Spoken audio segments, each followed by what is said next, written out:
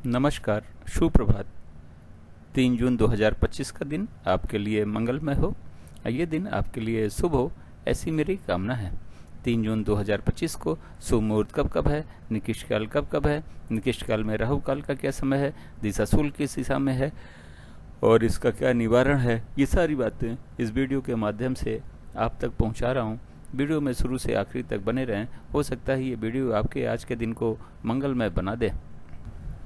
3 जून 2025 को मंगलवार का दिन है और ज्येष्ठ माह के शुक्ल पक्ष की अष्टमी तिथि भी है। अष्टमी तिथि रात 9:56 तक रहेगी। उसके उपरांत नौमी चालू हो जाएगी।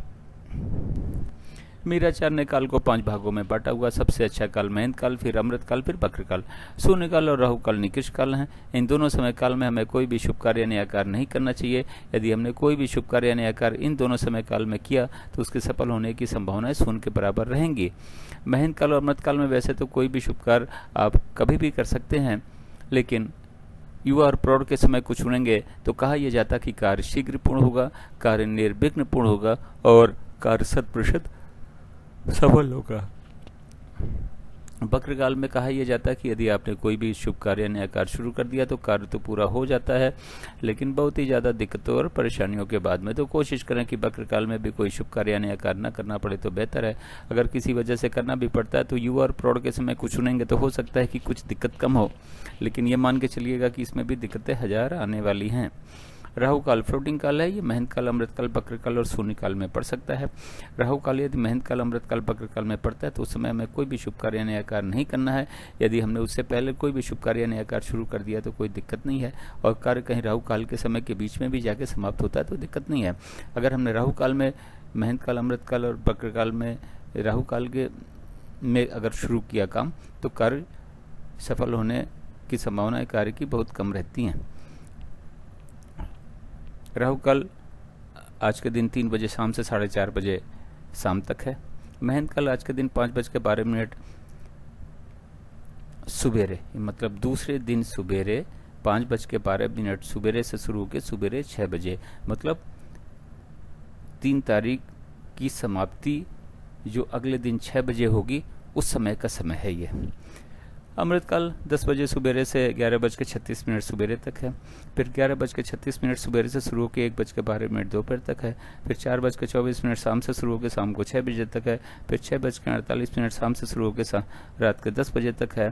फिर 12:24 रात से शुरू होकर 2:48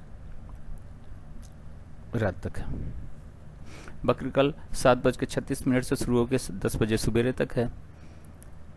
1:12 दोपहर से शुरू होकर 3:36 शाम तक है।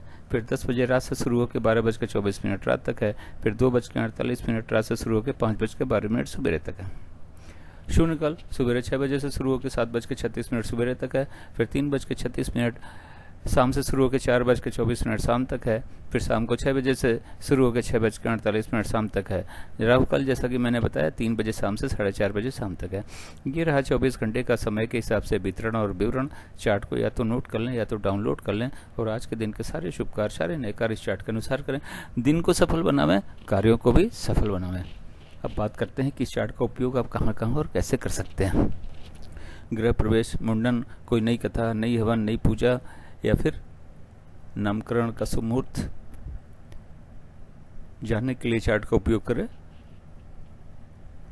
शुभ मुहूर्त, जो चार्ट में शुभ मुहूर्त देखें उस शुभ मुहूर्त में इन कार्यों को शुरू करें।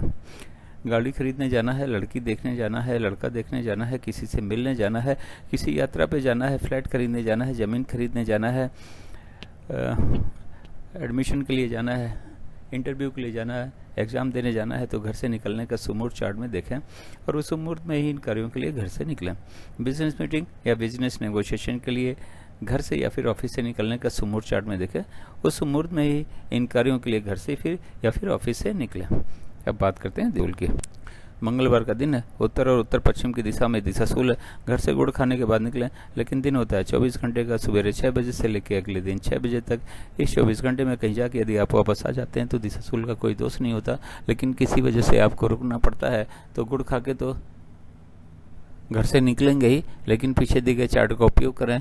यात्रा का शुभ मुहूर्त देखें, शुभ मुहूर्त में ही यात्रा पर निकलें और अपनी यात्रा को सफल बनाएं और दिशाशूल के दोष को भी समाप्त करें।